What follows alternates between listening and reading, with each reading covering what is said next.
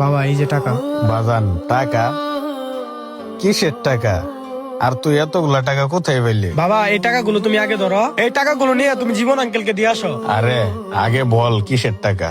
জীবন uncle তোমার কাছে 50,000 টাকা পায় না, এই টাকাটা জীবন আঙ্কেলকে দিয়ে আসো। বাজান তুই এতগুলা টাকা পাইছস কই? বাবা আমি আমার ফোনটা বিক্রি করে দিছি। ফোন বিক্রি করে দিয়েছিস কেন বাবা?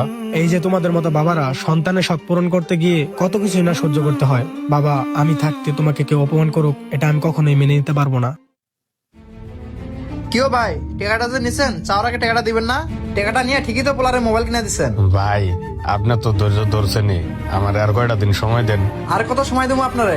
টাকাটা নিয়ে পোলারে ঠিকই তো মোবাইল কিনে দিচ্ছেন, এখন টাকা দেওয়ার বেলায় যত তাল বাহানা। ভাই আমার আর একটা মাস সময় দেন, আপনার টাকা আমি 1 মাসে দিয়ে দিব। ওই মেয়ে, আর কোনো সময়টা আমি দিতে পারবো না। কালকের মধ্যে যেভাবে হোক আমার টাকাটা পরিশোধ করে দিবা। আচ্ছা ভাই ঠিক আছে, দেখি কালকের ভিতরে যেমন হোক আপনার টাকা ম্যানেজ করে দিব না। হ্যাঁ, কালকের মধ্যে যেন আমার টাকাটা ম্যানেজ করে দিয়ে যাও। তাই আমি আমার ফোনটা বিক্রি করে দিছি, আর এই টাকাগুলো তুমি জীবন আঙ্কেলকে দিয়ে আসো। বাবা তুমি আমাকে নিয়ে টেনশন করো না, প্রয়োজন হলে আমার খরচ আমি টিউশনি করে চালাবো।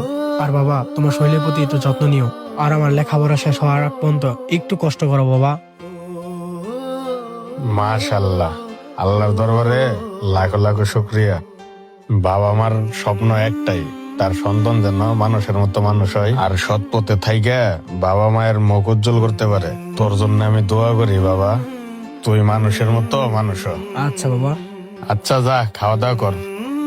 হ্যালো বন্ধুরা, আমাদের গল্পটি কেমন লাগলো? যদি ভালো লেগে থাকে তাহলে অবশ্যই লাইক কমেন্ট শেয়ার দিয়ে পাশে থাকবেন। ধন্যবাদ।